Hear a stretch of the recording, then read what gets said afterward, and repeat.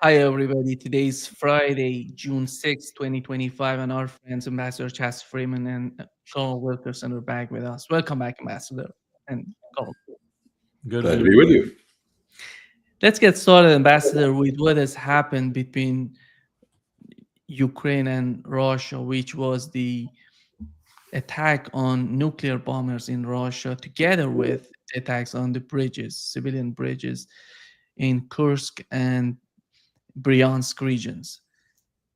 Here is what the way that the Russian ambassador to the United Kingdom tried to talk about it, tried to picture it the way that Russia sees it. That they are bringing the conflict to a different level of escalation, Which would mean what? which would mean better not to, and better to realize and to remember what they were doing. We have a limited conflict right now, which, of course, has a wider projection on the European security. But limited conflict should stay a limited conflict and not to escalate it, not to try to engulf World War III. That's the worst case scenario that we can imagine. Ambassador, your take. Well, this is a very dangerous and complex development. It was apparently planned a year and a half ago. That means in the Biden era in the United States, Rishi Sunak in Britain, everybody believes MI6, the British, were the dominant planners and trainers for this very innovative series of attacks which used civilian trucks that had been designed to have removable roofs, and they were packed with armed drones. The initial reports of the damage to the Russians, both the bombers and the bridge, seem to have been quite exaggerated. That is to say, the objective of the plan was obviously much more extensive damage than actually occurred. But the fact is that the Ukrainians attacked one of the elements of the Russian nuclear triad, their deterrent force. This is something that both sides in the Cold War were very clear should not be done. And of course, Ukraine is not a signatory of the START talks, by which of a treaty, strategic arms limitation treaty, by which these bombers had to be left out in the open so they could be observed from space, or when we had the Open Skies Agreement from Open Skies Agreement, nor is Britain. But they have violated a key Russian security concern. I think we're very fortunate that Vladimir Putin is a very cool customer. He does not appear to have panicked. He sent his people to Istanbul for an exchange with the Ukrainians, despite loud cries from many Russian nationalists that he not do that. And he has withheld a direct retaliation, which he, however, will feel obliged to make. They're planning that now in the Kremlin. In the meantime, there have been two developments of note that I think haven't really been paid enough attention to. One is that the talks in Istanbul have now been downgraded to the technical level. That is, the two sides will continue to meet, but the Russians, at least for their part, will be prepared only to discuss things like exchanges of the dead and wounded or prisoners of war. The second thing is that the Russians have proclaimed what they call a counterterrorism operation. Under Russian law, apparently, this essentially imposes a form of martial law on Russia. It allows intrusion, enhanced surveillance of communications, intrusion into people's homes, and suspends those legal protections that Russians have enjoyed, imperfect as those may have been. And the other implication, of course, is that the Russians will now strike targets in Ukraine that they have refrained from striking. I wouldn't want to be an MI6 employee in Ukraine at this moment. This is really not a game changer in the sense that it does anything to halt the Russian continuing advance along the battle line in Ukraine. It does not really help Ukraine defend itself, but it appeals to the West, to the United States and others, because our stated objective has been to weaken and isolate Russia. And knocking out part of the nuclear deterrent force weakens Russia, arguably, even as it is a provocation. It's an illustration that when you form an alliance or you take someone under your wing, as we have the Ukrainians, you're giving a hostage to fortune. They can do things that you don't want them to do. And I guess I'll just finish this by saying that we don't really know, maybe Larry does, but I don't, whether the continuity of government in the United States was such that President Trump was aware of what had been put in place by his predecessor. President Trump now claims that he was the one who authorized blowing up the Nord Stream 2 pipeline, which is an interesting thing, but he did that right in the face of the German chancellor visiting, who didn't say anything. Question, did the transition from Biden to Trump include any briefing on this escalation of violence against a key Russian target? And I don't know what the answer to that is.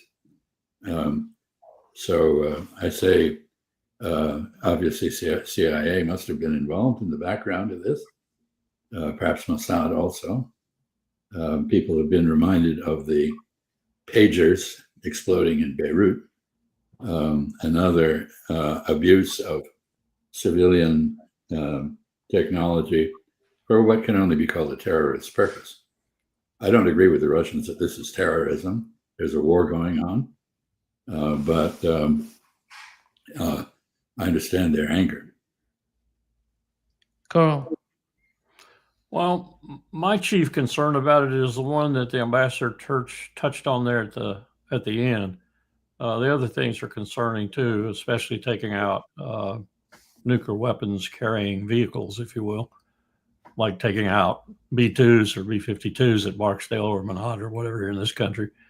But my concern is exactly what the ambassador was referring to, only I've heard even more, and I've heard it from some pretty good sources, that this was an operation that hung around between presidents. Right. That no one in the Trump administration of consequence, not Hegseth, not Rubio, not Tulsi Gabbard, not the National Security Advisor, whoever that is, Rubio, I guess, was aware that this operation was going on.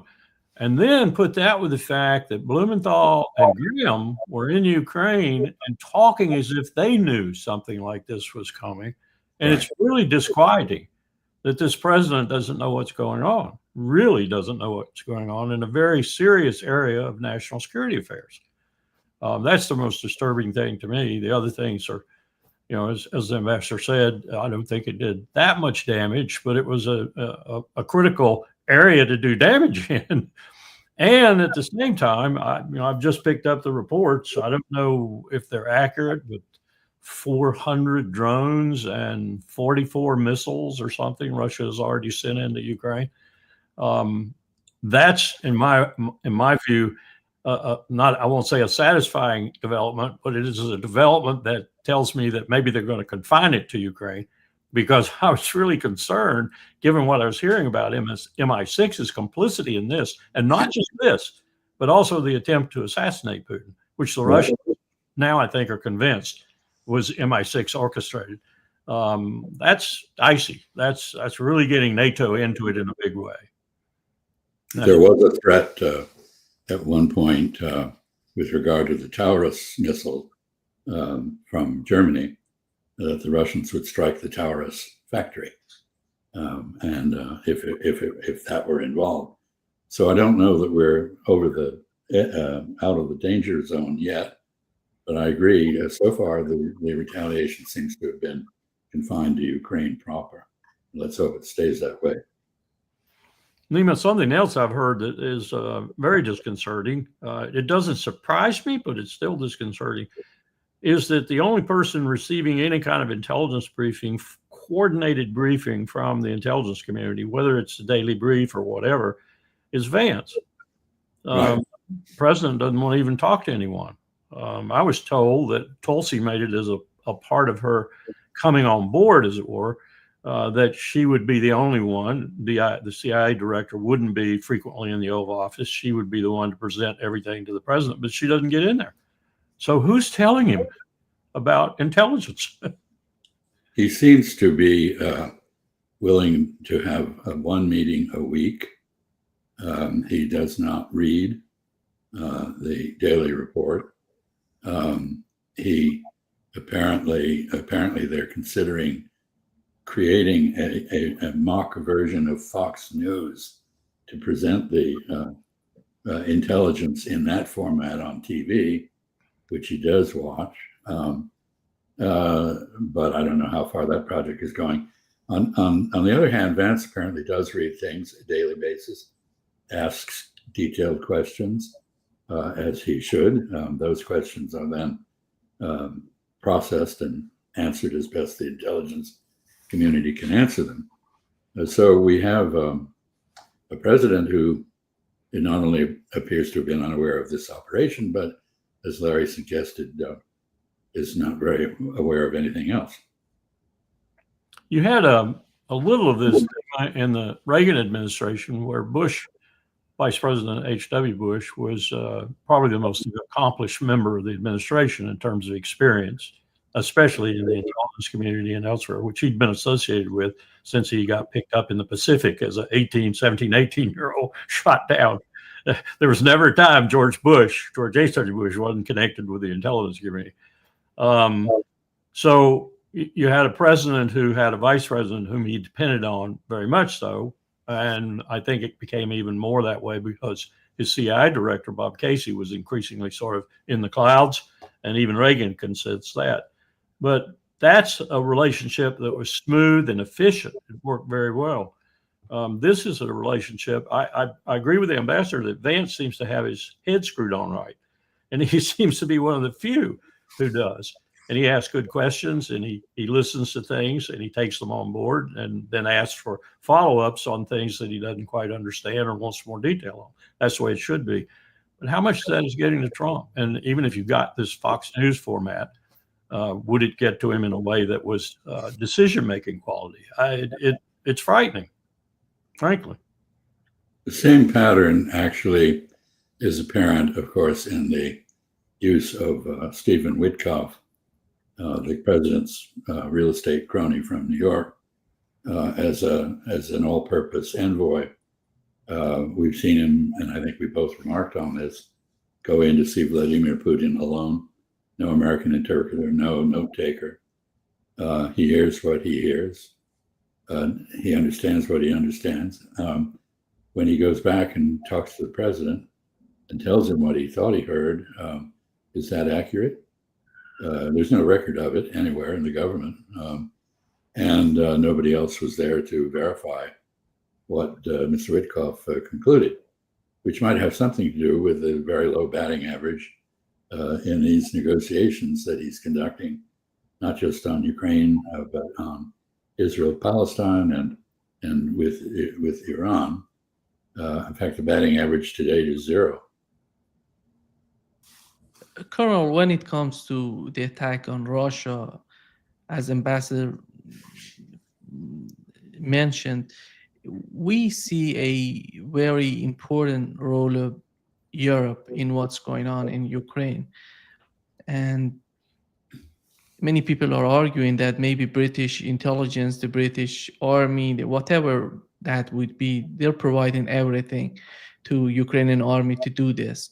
But after all, when Donald Trump goes on the phone and says to Vladimir Putin, he didn't know what was going on with this attack, it this argument puts him in a very fragile, in a very weak position, because if he is the president of the United States, how can he not be aware of what's going on with Ukraine, which we know that the United States is the main supporter of what's going on in Ukraine?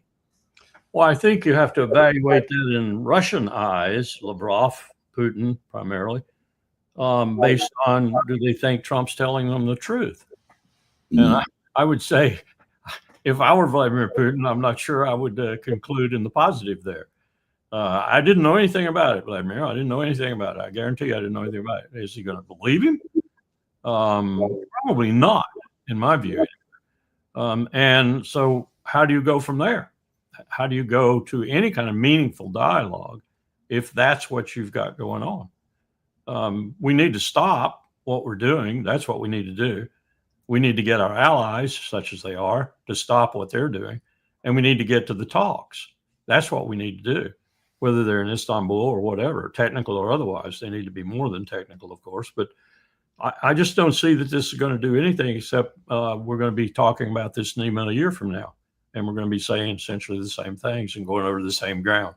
Only Russia's going to have taken more territory and more people are going to have died, because there's nothing happening of substance to end this conflict from a president who said before he was inaugurated and afterwards he would end it in a day.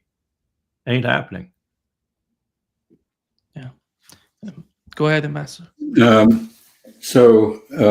think the fact that nothing is happening is tragic, but in fact the trends are not in the right direction. There's a pattern in this war in Ukraine, without getting to Gaza and the horrors that are being inflicted on the people there. There is a pattern of escalation from the West, introducing new weapon systems, striking new targets at new distances, aiding and abetting an invasion of Kursk, Russian territory, that is immediately met with counter-escalation. So the predictable result of this operation, Spiderweb, will be some form of Russian escalation. We don't know what. They're presumably planning that right now. Second thing I'd say is with regard to the credibility of the president. Vladimir Putin was told by Tony Blair and by John Major before him, and by our Secretary of State, James Baker, and by our presidents, that we would, prior to Clinton, that we would not expand NATO to the Russian border. And they either lied or they were deceptive in some way, because, of course, that's exactly what we did. In the meantime, of course, the permanent bureaucracy, the embassy in Moscow of Britain or the United States, we now know, warned that from the beginning that something like what has happened would happen. So when Vladimir Putin talks to an American president, I suspect he starts out imagining that the possibility that president is lying is very large, because that's been his previous experience. On the other hand, I would make a case, if I were in the government talking to the Russians, that in fact, the Trump administration is so disorganized and so factionalized and so divided and so incompetent in terms of managing foreign policy processes. We were just talking about intelligence input and not getting in there to the right level, that it is entirely possible that the president didn't know. In which case, something ought to be done to fix that.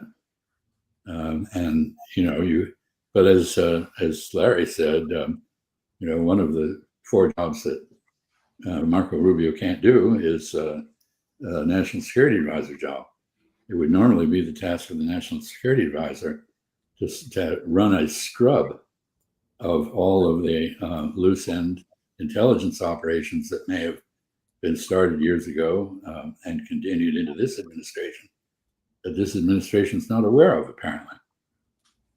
I don't see that happening because this organization is so acute. Carl, when it comes to the role of Europe, it seems to me that Europe is playing the same role if we assume that the most important issues, the most important challenges that the United States faces in terms of the foreign policy are the case of China. Right now is not that much in the scene, but it is in the background. But right now, the situation in the Middle East and in Ukraine, it seems to me that the way that Netanyahu is playing the United States in the Middle East, Europe is playing somehow the United States in Ukraine. And they're doing just Starmer comes, Merz go to the Merz comes, then Macron comes.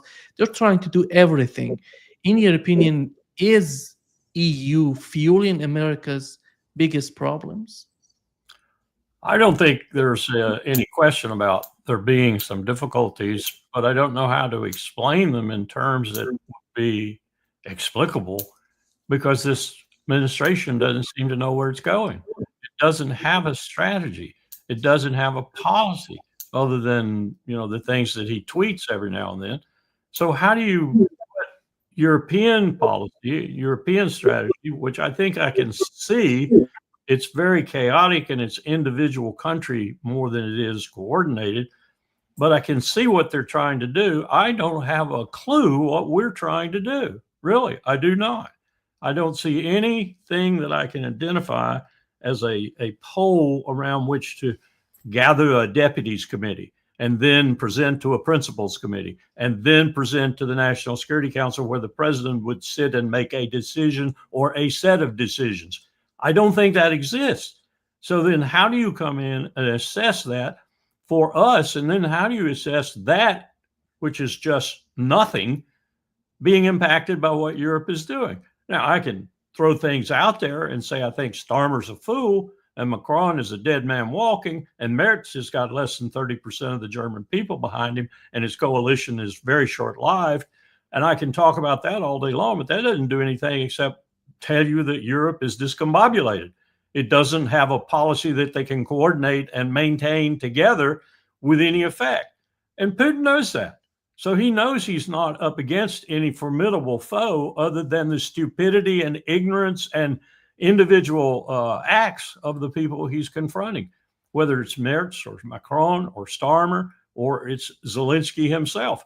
And I think he's come to the conclusion, as has the Russian structure underneath him, particularly the professional military structure, we can handle that. We can handle it till hell freezes over if necessary. And all we're going to do is solidify our gains, make them fully what we want, and then sit there and let you toast over it, because you have nothing that I want. And the thing that he really wanted, is the thing Trump said he wanted, which was a new relationship with Washington. Maybe even built over like a high bridge, the chaos, but nonetheless a new relationship, which would lead to all manner of things, economic cooperation again, and nuclear weapons cooperation, treaty cooperation, renewal of the START process, and maybe bringing others in like Xi Jinping. Those are the things that were up there for Trump to take charge of with Putin and to begin to shape and mold. And even to do it in spite of the chaos beneath him, if necessary, participated in by the Europeans. But I don't see that happening. I just don't see any plan, Nima. I don't see any strategy. A couple of comments. The exchange of memoranda at Istanbul between the Russians and Ukrainians illustrated that there's no overlap in their positions at all. There's no common ground on which to build an agreement. And therefore, whatever is going to happen is going to be decided on the battlefield. So Larry's right. The Russian military have the ball, they know what they're doing, and they will do it. And at the moment, we're seeing increasing evidence of the inability of the Ukrainians to manage their own defense against the Russian advance. They're running out of men. I think the Operation Spiderweb was in part a Ukrainian effort to restore morale.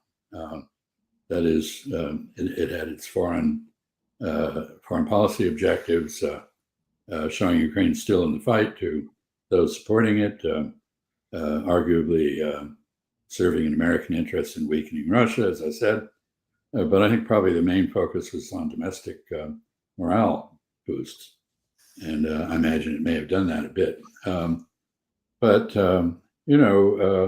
We have a situation where our allies and our adversaries have a common complaint. They say, you don't seem to have, what you want. You can't explain what you want. You don't have, as Larry said, you don't have a strategy for getting something you can't define. So this is all very frustrating for them. How do you deal with a situation where people are acting in ways that are hurting you, but can't explain how to get that stopped? So this is a problem with really much across the board. I noticed that Foreign Minister Akçi is off to Cairo, and it looks to me as though Egypt is wobbling quite a bit in the direction of the informal Iranian, Russian, Chinese coalition. I think Iran has some reason to hope that they will cement the relationship with Egypt in useful ways. They both have problems with Israel, which are very similar. Israelis treating them with contempt and in a manner that is deeply insulting. So things are happening, but they're not good. Colonel, when it comes to the phone call between Donald Trump and Putin, he mentioned that one of the main reasons, Putin said that one of the main reasons of these attacks is just to avoid us to go to Istanbul to negotiate with Ukrainians. If that was the main reason, as Russians are picturing for us, who was behind that? Who doesn't want the negotiations to progress, in your opinion? I think there are quite a few people in the whole panoply of people. The Europeans, the EU, the NATO, Brussels, generals and admirals, and a whole bunch of people who have been visible from time to time, but many of them are under the covers. They want this to go on. They want it to go on, and they want to bleed Russia as it goes on. And you can tell them all day long. As I mentioned to you this morning, we were talking to Tbilisi, 7 a.m. here, but probably about 1600 over there. And they were just wrapping up their conference. And one of the things that struck me as I listened to the preliminaries before I came on was the consternation there. You can imagine a little country at the middle of the Caucasus there, and Russia up there already got South Ossetia and Abkhazia somewhat in turmoil with regard to their previous relationship with Russia.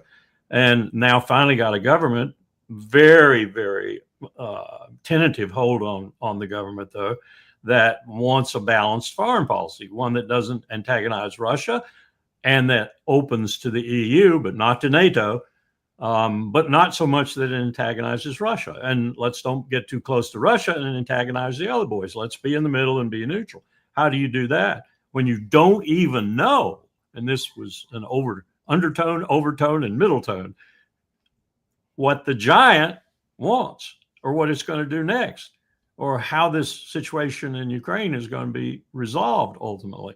I think it was fair to say there that they thought it would do a Mearsheimer.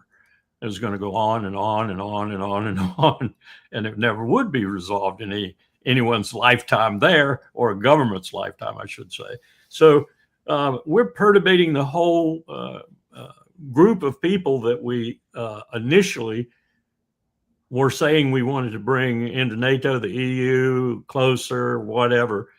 And we're making a mess of everything that we said we wanted to do, which I thought was rather stupid, liberalizing or weaponizing liberal democracy to bring all these people into our hegemony. Really, that's what we wanted to do. And making sure the governments that we put in there, and we helped a lot of those governments get in there, felt that way. It's all backfired. In my view, it's all backfired. And one of the reasons it's backfired is because we made the mistake. Biden made the mistake. Trump made the mistake. Biden made the mistake. I think it started even earlier than that because I was there in the government when it did start. of trying to use Ukraine as a proxy to bleed Russia. For what purpose? What possible purpose did we have for changing the policy that H.W. Bush and Jim Baker and Mikhail Gorbachev and Helmut Kohl and Francois Mitterrand and John Major and everyone decided on, really emphatically decided on, when Germany was reunified, brought into NATO at the same time? The person most worried about that was Helmut Kohl. He was afraid that that would be a non-starter. Even if Gorbachev agreed at the time, ultimately it would be a real pain in Germany's rear end, as it were. And we've just gone on past that and destroyed everything we were trying to build in those years. And for what purpose? Now, if I asked Biden's team that, they would probably say, so that we can get Russia out of the way to get at China. Well, how do you think you're doing with that one? Go ahead, Ambassador. Well, a couple of comments. I think first, of course, American leadership in Europe has collapsed. Europeans are off on their own. They're not doing a very good job of being on their own, I have to say. Basically, they're continuing to talk about all kinds of ideas for Ukraine that involve, they don't have the force to accomplish, and which the Russians would never tolerate. And I understand recently they still were talking about so-called resilience force in Ukraine, and they asked for American air support for this, and we told them no. So I think in addition to having Washington being internally confused with neocon elements still prominent in the administration, president wanting to find a solution, I think, not having the right people perhaps to help him do that, certainly not having the right organization to help him do that. In addition to that, we have the West internally divided every which way. Europeans from each other, Europe from us, the Brits from the French, and Germans, the Italians off in some other space, Viktor Orban and Robert Fico in Slovakia in yet another position. So if you were Russian and you're trying to figure out how to deal with all this, I think you'd come to the conclusion that you can't deal with it diplomatically. You have to just go on and take what you need to take and on the ground with your military, and take the rest of Donetsk, which they seem to be doing. Take what they need to take of Sumy to build the buffer that Vladimir Putin has now said he wants to build. Take the rest of Zaporizhia, or most of it, Kherson, maybe even Odessa. And so I don't see the war ending anytime soon. Colonel, when it comes to the articles in the memorandum that Russia has prepared, it seems that we don't know exactly what are these articles, but these points are so much related to the United States, and somehow I would argue how Ukraine can negotiate on them. How can Ukraine provide any sort of guarantee or any sort of substantial solution or offer or answer to what Russia is asking for? Because Donald Trump started these talks. He said the United States is going to talk with Russians, no Europeans, no Ukraine. Right now is Ukraine negotiating. The United States is out, Europe is out. It's somehow a total mess. Why they cannot gather all together and find a solution? Not just single-handed. Ukraine, again, cannot do anything. Your take on that? Well, Nima, you're asking a question that's impossible to answer, really. If I were at William & Mary, where I taught the national security decision-making system for 16 years, or George Washington University, where I taught it for 6, very bright students, and we talked often about those administrations when they did their case studies that operated outside, at least some of the time, the statutory system. And you could see why and where. You didn't often think it was effective, and it wasn't. but sometimes it was. And Chaz Freeman was involved in one that was very effective outside the statutory system, as it were.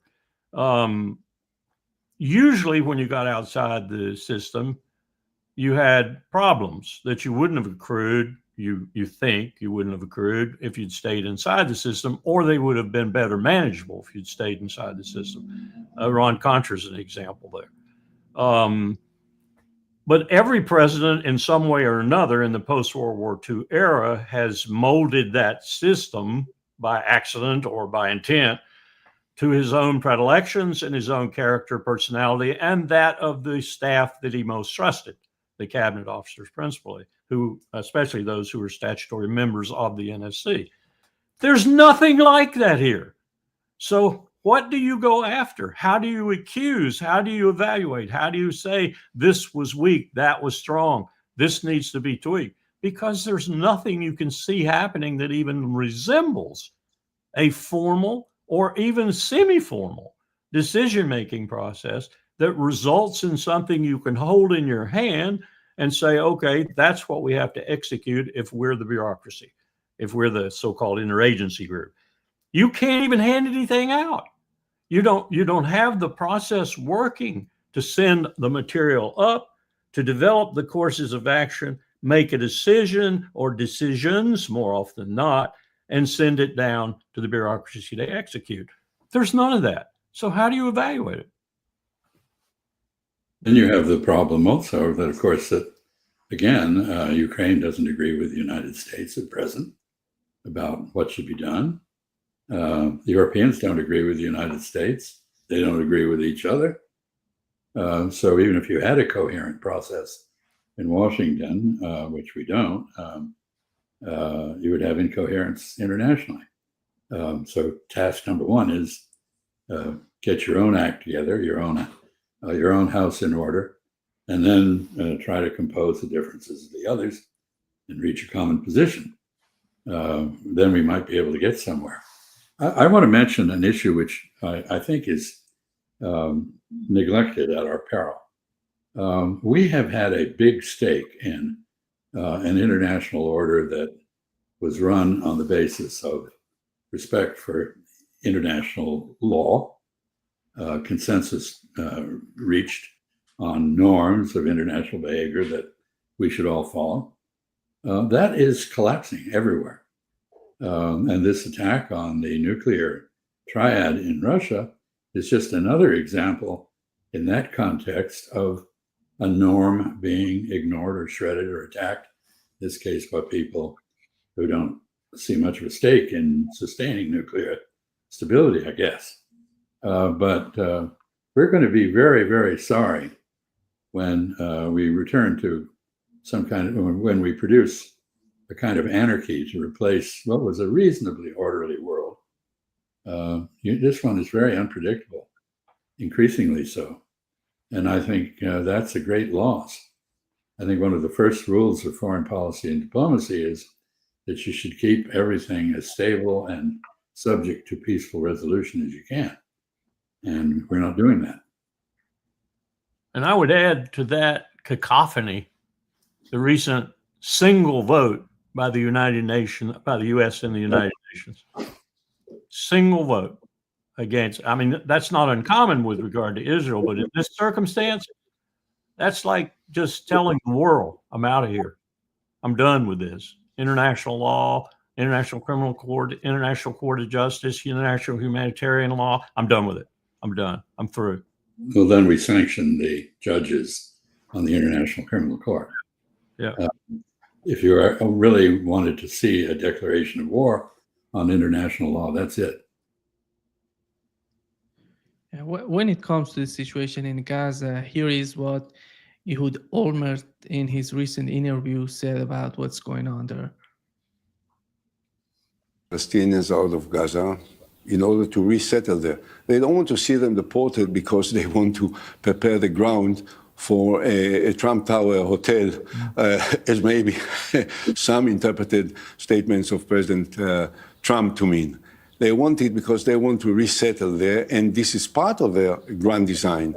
They want to do the same in the West Bank. Already now they are inspiring the Hilltop youth, which I call the atrocious youth, for almost daily attacks against Palestinians in the West Bank, Palestinian Arabs in the West Bank. And they are burning their groves, olive groves. They are burning their homes. They are taking people. They are killing people. This is totally obnoxious and something that can't be tolerated. And unfortunately, it's tolerated because the fact is that it continues, and in most cases, the ones that are arrested are the victim Palestinians, is not the Israeli attackers. And this is part of what I am campaigning against. Now, question that you have outlined is whether Bibi is captive by these guys. He is willingly captive. It's not something that he's fighting against, that he's trying to stop. He is willingly captive by these messianic, extreme fundamentalist right-wingers, supporters of Jewish terror, because it's true that this is the only, probably the only escape he has from what awaits to him, but also because the fact is that for the last 15 years, Netanyahu was the guy that ignored the Palestinian Authority, which was a potential partner for peace negotiations, and was supporting Hamas, the financing of Hamas through Qatar, but with the agreement, support, and cooperation of the Prime Minister of Israel. Yeah. Ambassador, go ahead. Your take, because here is Ehud Olmert. He is the former Israeli Prime Minister picturing this. And your take on what he has said. Well, Ehud Olmert has always been more honest and outspoken than most Israeli politicians on these fundamental issues. He was the first Israeli I heard to use the word apartheid to refer to what was happening in his country, in Palestine. I understand that the statement he just made, which is very strong in English, condemning Jewish terrorism, he made a much stronger statement in Hebrew. I don't speak Hebrew, so I'm not in a position to verify that. There is a group of people in Israel, including people like Ehud Olmert, who are part of the former establishment, who do appear to have a conscience and see things clearly and be prepared, and they are prepared to speak of them. But for the most part, polls show 86% of Israelis approve of the genocide and the deportation, the ethnic cleansing efforts. So this is very definitely a minority. I think it's shocking that when you have a former prime minister of Israel say things like that, and Ehud Barak, the former chief of staff of the Israeli Armed Forces, the IDF, is also outspoken on some of these issues because he fears that what Israel is doing is jeopardizing Israel's longevity as an independent country. When they speak like this, they don't get foreign support, you know? And if I use the word apartheid in reference to Israel, if I use the word genocide in relation to what's happening in Gaza, or if Larry does or you do, we're immediately going to be assaulted from all directions. Because there's a concerted effort being made to prevent the recognition of the truth. Yeah. Coral, let me just add that what he was saying is, to a certain extent, politically motivated. I understand that, but as Socrates said, all life is politics. But he's right, and Chaz is right with regard to the polls. I've seen everything from 79 to 83, 84%, whether it's Harvard or indigenous to Israel or whatever. And that's the Israeli Jews. That's the 7 million of the 14 million between the river and the sea. And as long as that's the case, then it's not going to make a whole lot of progress, because they'll tolerate the bastard Netanyahu in order to get that achieved. And oh, by the way, second point, it's not just happening in Gaza. It's Yep. happening in the West Bank, it's happening in East Jerusalem, and it's happening now increasingly in Syria Right. as they consolidate, and Lebanon. Don't let me leave out Lebanon. I'm waiting for the Lebanese to get a little more alert to what's happening to them in terms of what they are still doing in Lebanon, and giving it every day the patina of, oh, there was a Hezbollah guy there, or there was a Hamas guy in Lebanon there. That's bullhop. What they're doing is consolidating the land they want to keep of Lebanese territory. So this is writ large a real problem. And I come back to my formulation. The reason no one is stepping in, even with the atrocities and the clear genocide, et cetera, is because Israel is doing our wishes, not the other way around. I think the Lebanese actually have come to that conclusion. I understand the Lebanese army has just withdrawn its cooperation with us over this issue of our being a pawn of the Israelis. I don't know the details, but I have seen that report. We had the Iranian foreign minister going to Lebanon, talking with the Lebanese government. I think the Lebanese government somehow is under a lot of pressure from Hezbollah, from the outside, from the United States and Macron and France. What can they do, Colonel, when it comes to these attacks in the southern part of Lebanon? This week I talked with a journalist who lives in Beirut, who goes to the southern part of Lebanon to make reports on what's going on. But he says that Israel is just attacking each and everything in the southern part of Lebanon. It doesn't seem that anybody cares about what's going on. And they don't let any sort of opportunity for the new government to make some sort of management in Lebanon. Do you feel that they don't want Lebanon to be managed, to be somehow calm and more reasonable, more to deal with, to talk with, to negotiate with? What do they want from Lebanon with these attacks? I've always thought that Israel wanted to take Lebanon's economic capacity, which rivals their own, were it left alone for a decade or so and able to mature again. Remember what Lebanon was at one time. It was the Garden of Eden in the Eastern Mediterranean. It could be again. Israel does not want it to be, does not want it to compete with it. That's why every time they go after Lebanon, they bomb the bejesus out of civilian infrastructure. They're not after Hezbollah. They're after Israel, Lebanon's economic capacity. They don't want it to come back with any kind of resurgence and compete with them. And that goes for the oil and gas fields in the Mediterranean and everything that is consequent to that economic success of Israel. Well, now that's threatened even more. Frankly, I think Israel is toast as an economic entity now. Without the United States just funding them carte blanche, I think that Israel's going to have real problem reestablishing itself as any kind of economic entity. Forget the Abraham Accords. Forget anything in terms of exploitation of petroleum and all the rest of the stuff that they've got in their eyes.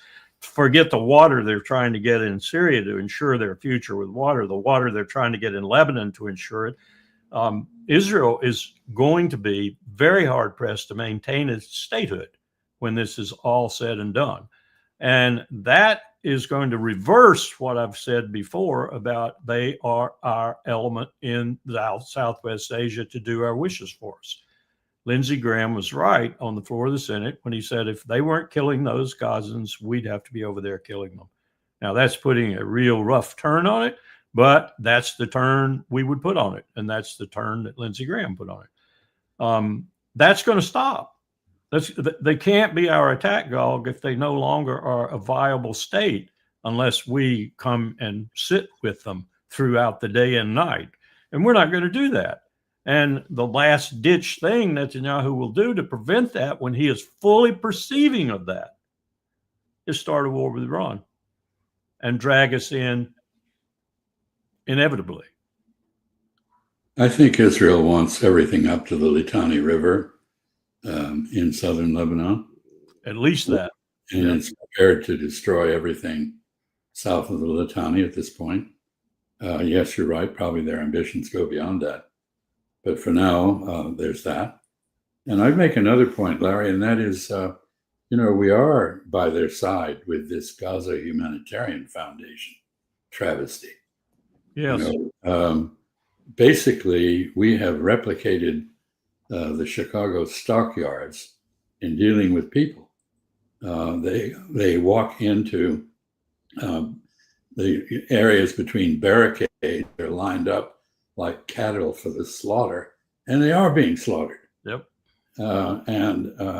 This is absolutely unbelievably inhumane. It's an industrial form of extermination, and we're there. And now Israel apparently decides arbitrarily on one day or another there won't be any food supplied today at all. And we go along with that.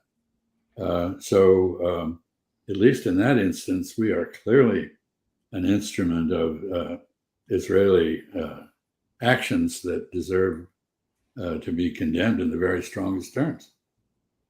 This is worthy of Reinhard Heydrich, Hitler's killer.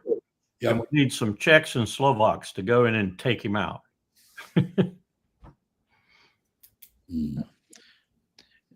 Ambassador, one of the issues that Vladimir Putin and Donald Trump were talking about during the phone call was the case of Iran, that Donald Trump said, talk about the Iranian nuclear program, and Vladimir Putin was willing to be part of the negotiation. We facilitate the process of negotiations. What does Donald Trump want from Vladimir Putin that he cannot get it directly from Iranians? Well, I think he just wants help doing a deal with Iran. I don't think he has a clear idea of what that should be. He clearly, when Mr. Witkoff discussed arrangements for the minimal maintenance of a reprocessing program in Iran, 3.67%, supplying reactors for power. Somebody corrected me the other day when I suggested that was also adequate for medical isotopes. It isn't. That's a 20% enrichment task. We have actually there's a very logical way out of all this, which is the proposal that I think originated with Iran, but which is circulating, that the reprocessing be done on a multinational basis within the Persian Gulf, perhaps in a facility in Oman, or maybe even in one of the disputed islands in the Persian Gulf, or, in other words, the Saudis and others would join Iran in benefiting from reprocessing, but that would also guarantee there would be no reprocessing to the levels sufficient to build an explosive. So that is out there. Apparently, there are parallel secret discussions going on with Iran. We hear Senator Schumer denouncing these. I think not correctly. Obviously, he represents the Israeli point of view. He's very much in bed with Israel, but it's all very confused. I'm not sure what Russia could do, but of course, Russia and Iran do have a partnership. Russia and Iran do talk to each other, and I suppose Vladimir Putin shares our interest in having Iran not go nuclear, and therefore he might be helpful, but I can't tell you what the specifics might be. Colonel, if the main concern on the part of the United States is using making nuclear weapons in Iran, they have everything to make a deal, because Iran is prepared to do everything possible at their disposal to make sure that gives the guarantee to the United States and to the international community that they're not pursuing nuclear bombs, nuclear weapons. What else does the United States want from Iran? Because that would make the situation more difficult, because we know that the Supreme Leader of Iran yesterday said, you can make a deal, but if they're talking about zero enrichment, that's not achievable by any means. I think if this were up to Donald Trump, the president of the United States, we'd have a deal. And 3.7, 3.67, whatever it is, would be all right. And these sharing agreements with Russia or whomever, or on an island in the Persian Gulf or whatever, would be all right, just as they were eventually after they hammered out the details of the JCPOA, though they didn't get quite that sophisticated. But there were side deals on who would do this and who would do that. And the IAEA would make sure that everything was copacetic all the time, or as much as within human capability. I think Donald Trump would do that. I think he'd do it in a heartbeat. And I think one of the reasons he just ousted a bunch of people on the NSC staff was because they didn't agree with that. They are Israel. They are Israel's president, just as Doug Feist's office during my time with George W. was invested by Mossad. The NSC is invested by Mossad, or at least by Israel, or probably both. And he got rid of a few of them. Now, there are others all over the place, but they are opposed to that. And by the way, in the well of the Senate, you have a man who, in my lonely view, is a traitor. His name is Lindsey Graham from South Carolina. He went over there with Blumenthal standing just by him and not saying much, but he went over there and added his weight to the discussion and essentially prophesied the attack that was going to happen on Russia. And this when Trump had no knowledge of what he was going to do. That's my information anyway. So he's got people he's got to deal with. They're not just in his own government, they're also in the Congress, and they could be future problems if a deal is struck. So he's got, but bottom line, I think Donald Trump would do this in a heartbeat. I think the deal would be signed. The problem is Bibi in the region and the traitors in our government. I agree with that. Yeah. Thank you so much, Ambassador and Colonel Wilkerson, for being with us today. And before wrapping up, Ambassador, do you have something to add? Not really. I think we've covered the topic. Things are not looking particularly good in the U.S.-Iran negotiations. I think the Schumer critique of alleged parallel discussions and agreements is just an illustration of the political opposition that the president can expect if he does reach an agreement, which I agree with Larry he wants to do. So there we are. But in the meantime, of course, going back to the subject of Israel, we're seeing polling data that, you know, the global South, the global majority, if you will, was already considered Israel largely illegitimate. That same sentiment is rapidly growing in Europe, not in the United States quite as fast. Yep. This is emerging as yet another difference between the United States and Europe. And I think that's very significant. Yeah. Yep. Thank you so much, Colonel. Can we wrap it up? Yeah, take care of that big country down there. Thank you so much. Have a great time. Yes. Thank you. Take care. Good to see you, Ambassador. And you, Larry. Bye-bye. I'm tired. Well, I'm not surprised. Take care. Yeah.